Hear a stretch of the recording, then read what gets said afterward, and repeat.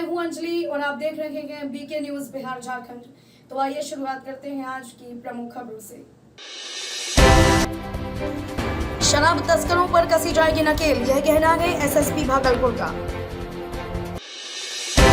नाथनगर में सिल्क व्यवसायी को अज्ञात अपराधियों ने मारी गोली, इलाज के दौरान मौत। ट्रिपल आईटी के निदेशक ने सफल बच्चों को दी शुभकामनाएं। विकास के पथ पर चलने की कही बात। खाटू श्याम मंदिर में इस्कॉन भागलपुर के द्वारा 4 दिवसीय कृष्ण कथा का होगा कथावाचन। बेगूसराय में 10 लोगों की गोली मारे जाने की घटना और शराब तस्करी को लेकर एसएसपी बाबूराम ने की प्रेस वार्ता। बेगूसराय में कल 10 लोगों को गोली मारे जाने की घटना के बाद पुलिस मुख्यालय के द्वारा सभी जिलों को अलर्ट किया गया है। वहीं भागलपुर जिला के वरीय पुलिस अधीक्षक बाबूराम ने बताया कि बेगूसराय की घटना के बाद जिले के सभी थाना प्रभारियों को निर्देश दिया गया है। पुलिस गश्ती में किसी भी तरह की कोताही न बरते। वहीं घटना की सूचना होने पर त्वरित उस पर कार्यवाही करने का उन्होंने आदेश दिया है।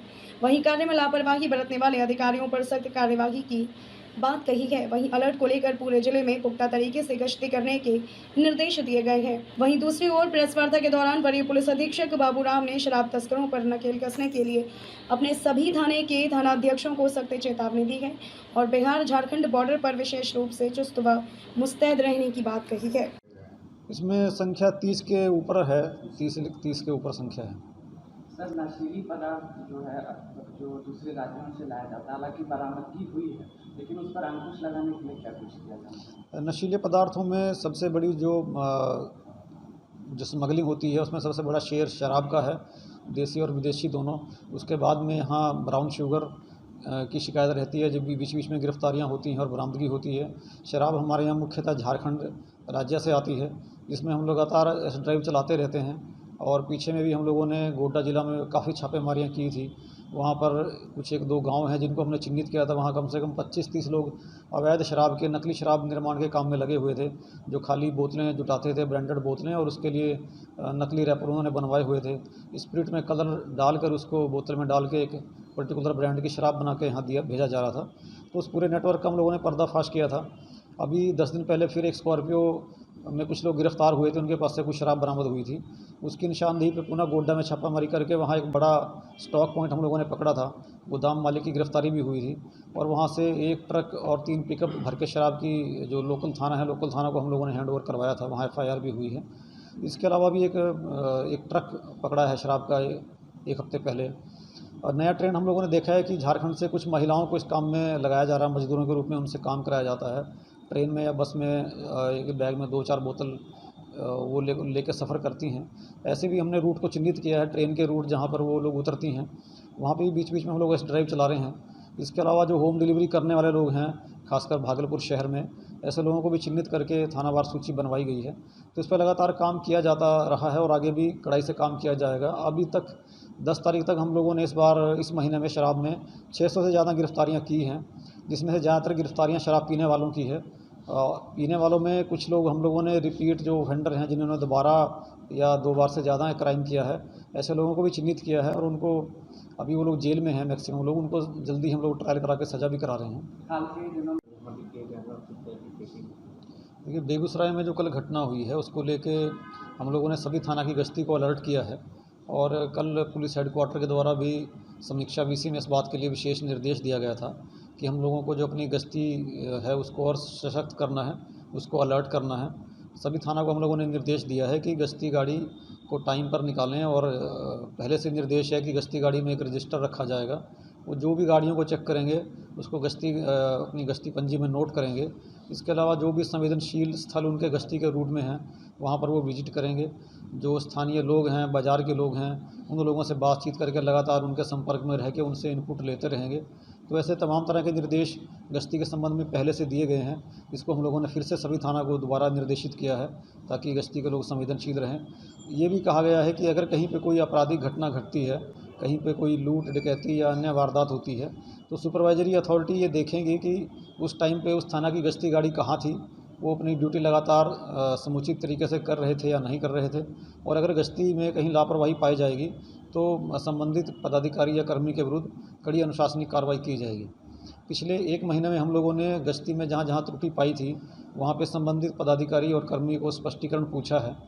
अब उनकी हम लोग ट्रेनिंग कराएंगे पुलिस लाइन में। उनको बताया जाएगा कि गश्ती के टाइम पे क्या चीज़ों को ध्यान रखना है और गश्ती की संवेदनशीलता क्या है। ये ट्रेनिंग की जो बात है, इस तथ्य को उनकी सेवा पुस्तिका में अंकित किया जाएगा। इसके बाद अगर दोबारा उनके स्तर से कहीं लापरवाही पाई जाती है तो ऐसे पदाधिकारी या कर्मी के विरुद्ध त्वरित रूप से अनुशासनिक कार्रवाई करते हुए उसके बर्खास्तगी सहित तमाम तरह की कड़ी कार्रवाई करने का निर्देश पुलिस मुख्यालय से प्राप्त है। तो इन चीज़ों से सभी को अवगत कराया जा रहा है ताकि गश्ती को एकदम कड़ाई से लागू किया जा सके।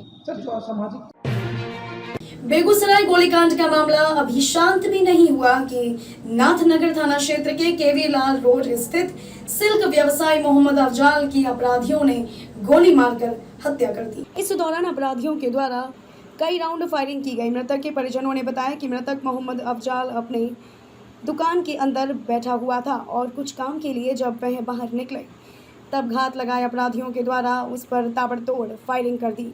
अपराधियों के द्वारा चलाई गई गोली सिल्क व्यवसाय को लग गई और वह वहीं पर गिर गया, जिसके बाद दुकान में काम कर रहे उसके भाई जब बाहर निकले तब अफजाल को गिरा हुआ देखा, जिसके बाद आनन फानन में परिजन जवाहरलाल नेहरू चिकित्सा अस्पताल लेकर आए, जहां डॉक्टरों ने उसे मृत घोषित कर दिया।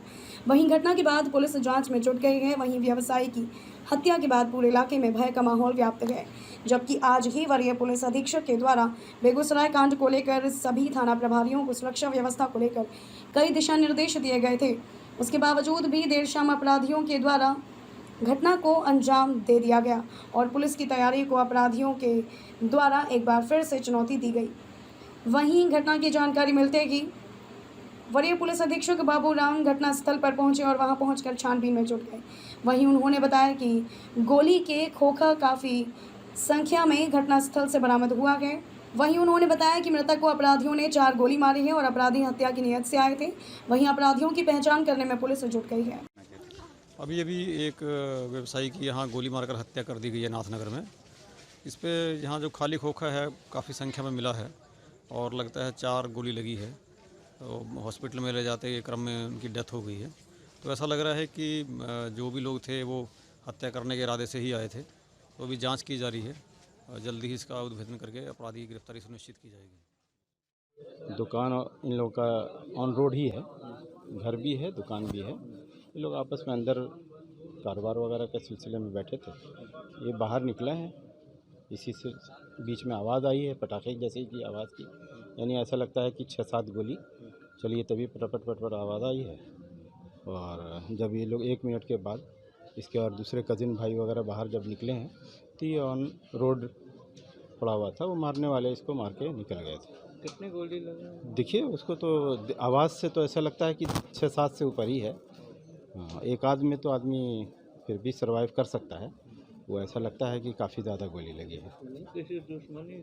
नहीं, दुश्मनी का तो नहीं कह सकते हैं, लेकिन बिजनेस है, ऐसा कुछ नहीं है। और इन लोगों का कपड़े का काम है, कपड़े का कारोबार है। ये नाथनगर मेन रोड ही है, केवी लाल रोड। हाँ, केवी लाल रोड। शक तो अब देखिए आगे वहाँ पे जो थाना है वो देखेगा क्या है नहीं है। क्या नाम है अपना? इनका मोहम्मद अफजाल, अपना नाम? राशिद राफे। अमेजॉन कंपनी ने 45 लाख के पैकेज पर किया IIIT के 7 बच्चों का चयन। सच ही कहा गया है कि अगर नेक हो इरादे तो आसमान भी कदम चूमता।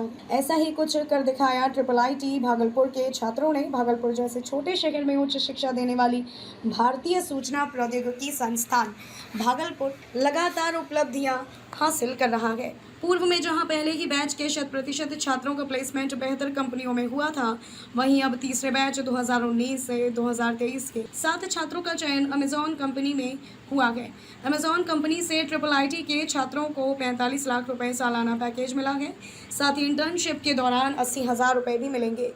चयनित होने वाले छात्रों में से बिहार के कैमूर जिले का धीरज चंदौली, उत्तर प्रदेश निवासी अश्विनी सिंह, हैदराबाद निवासी प्रवीण शाश्वत, वाराणसी निवासी पुनीत सिंह, अभिषेक मौर्य, बिहार के बाढ़ निवासी हर्ष कृष्ण, रत्नेश गुप्ता शामिल है। यहाँ के छात्रों में अब काफ़ी खुशी का माहौल है। वहीं कंप्यूटर साइंस इंजीनियरिंग डिपार्टमेंट के छात्र हर्ष कृष्णा ने बताया कि हमारा चैनल अमेजॉन कंपनी में हुआ।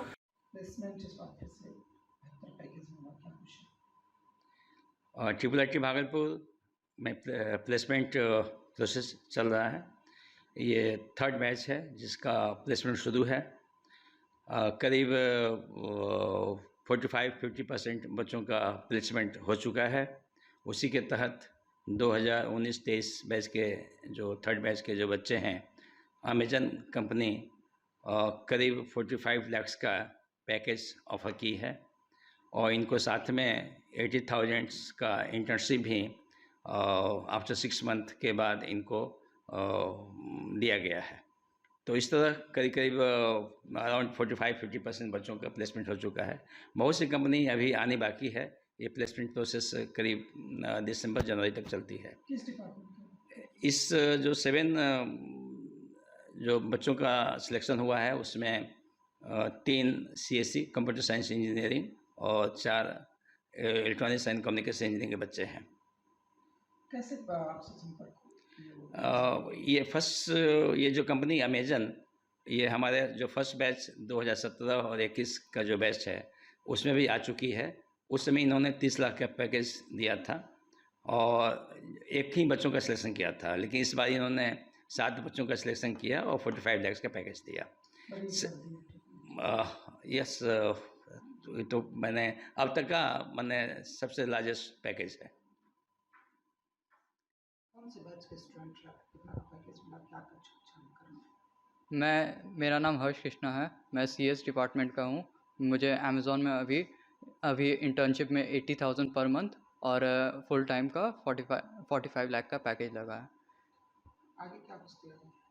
आगे मैं अभी फ़िलहाल तो कंपनी में जाके इंटर्नशिप में तैयारी करना चाहूँगा और आगे अमेज़ॉन के साथ अब खुद को बढ़ता देखना चाहूँगा। क्रेडिट किसको? क्रेडिट मैं पूरा क्रेडिट मैं अपने कॉलेज को देना चाहूँगा। मेरे डायरेक्टर सर जिनके गाइडेंस में ये सब हुआ, गौरव सर जो इतनी बड़ी कंपनी को लाने में इतना मेहनत करते रहे, पूरी फैकल्टी जिन्होंने मुझे पढ़ाया, मेरे फ्रेंड्स, मेरे पेरेंट्स, सबको। कहलगांव नगर निगम अंतर्गत उपाध्यक्ष पद के प्रत्याशी रेखा देवी पति नीरज कुमार शाह आजमाएंगे अपना भाग्य। कहलगांव शहर में नगर निकाय चुनाव को लेकर सरगर्मी धीरे धीरे तेज होना शुरू हो गई है। आज कहलगांव नगर निगम क्षेत्र अंतर्गत चौमुखी विकास हेतु उपाध्यक्ष पद के लिए रेखा देवी पति नीरज कुमार शाह अपना नामांकन अनुमंडल कार्यालय में दिया। भाग्य आजमाएंगे। उन्होंने प्रेस वार्ता कर जानकारी दी। उन्होंने कहा कि कहलगांव में विकास की गंगा बहेगी। कहलगांव को खुशहाल और स्वच्छ बनाने का वादा मेरा है। क्या कारण हुआ? हम अपना नगर पंचायत को मतलब विकास करना चाहते हैं। क्या कमी नगर है, मतलब क्या कमी है इस नगर पंचायत में, कहलगांव नगर पंचायत में जो आप करेंगे इसका पूरा? कमी तो बहुत है, ऐसा नहीं है विशेषकर विशेष जैसे कि रोड सफाई सुथरा उतना साफ सुथरा से नहीं रहता है और विकास भी उतना नहीं हो सकता है। तो विकास नाली उली जितना फैन होता है, जैसे गंगा किनारे में सफाई सुविधा सब होना चाहिए। आप अपना परिचय बताइए। मेरा नाम नीरज कुमार शाह हुआ। आपकी पत्नी उपाध्यक्ष पद से नॉमिनेशन दी है, आज प्रतिनिधित्व आप करेंगे। बताइए कहलगांव नगर पंचायत में क्या कुछ विशेष कर कमी है? सबसे पहला मुद्दा क्या रहेगा जीतने के बाद? सबसे पहला मुद्दा ये रहेगा कि श्मशान घाट जो है वहाँ बिजली गिरिवैस बनाएंगे। ठीक, वहाँ बहुत दिन से कमी है, नहीं हुआ है। बहुत आदमी को थोड़ा सा लेट भी लगता है, टाइम भी लग जाता है और इसका कोशिश करेंगे। और क्या कि इतना सवेरे जो निकलता है आदमी लोग वॉकिंग के लिए, उसके लिए एक अच्छा जगह नहीं है। एक अच्छा जगह पार्क है, छोटा पड़ जाता है, उसको थोड़ा सा बड़ा करेंगे और वहाँ थोड़ा भव्य रूप से जो है मोटिफिकेशन नया तरीका से सभी कुछ उसमें होना चाहिए, वो करेंगे। काम करने का तो सब आता है, करता है, जो काम है करना। कुछ अलग सोचे, यानी कि सब सोच लेता, आया सोचा कोई दिक्कत नहीं, लेकिन कुछ अलग भी सोचना है, थोड़ा सा स्मार्ट बनाना है। और इसमें जो सवेरे टहलने जाते हैं या गंगा के पास सफाई या गंगा के किनारे लाइट वाइट, कुछ गंगा किनारे बहुत सारा ऐसा होता है कि बहुत ही दुरुपयोग किया जाता है। अच्छा, कहलगांव नगर पंचायत से आपकी पत्नी चुनाव लड़ रही है उपाध्यक्ष पद से। अगर चुनाव में एक मौका मिलता है उनको नगर पंचायत से और वो जीतती हैं अगर, तो आप भी एक युवा हैं और युवा होने के नाते युवाओं के लिए कुछ सोच रखते हैं आप नगर पंचायत के विकास के लिए? हम खुद युवा हैं और हम युवाओं से ही गुजरे हैं, हम युवाओं का सोच जानते हैं और हमें जितना भी मौका मिलेगा युवाओं को ऊपर ले जाने का, ये नहीं कह सकते कि हम सब कुछ कर देंगे, लेकिन जो मौका मिलेगा उसको हम कभी नहीं छोड़ेंगे, ठीक, उसको पूर्ति करके रहेंगे। खाटू श्याम मंदिर मंदरोजा बाजार में इस्कॉन भागलपुर के द्वारा आगामी 4 दिवसीय श्री कृष्ण कथा सत्संग का आयोजन किया जा रहा है। खाटू श्याम मंदिर में इस्कॉन भागलपुर के द्वारा 4 दिवसीय कृष्ण कथा का होगा कथावाचन। खाटू श्याम मंदिर मंदरोजा बाजार में इस्कॉन भागलपुर के द्वारा आगामी 4 दिवसीय श्री कृष्ण कथा सत्संग का आयोजन किया जा रहा है। यह कार्यक्रम 15 सितंबर से 18 सितंबर तक चलेगा। कार्यक्रम के दौरान कृष्ण कथा की बाल लीलाओं पर चर्चा होगी। इस 4 दिवसीय आयोजन में बनारस के भक्ति आश्रय वैष्णो माता के द्वारा कथावाचन किया जाएगा। इस दौरान यहां पर 500 लोगों के बैठने की व्यवस्था की गई है। तो ये 4 दिवसीय कृष्ण कथा सत्संग हो रहा है 15 सितंबर से 18 सितंबर।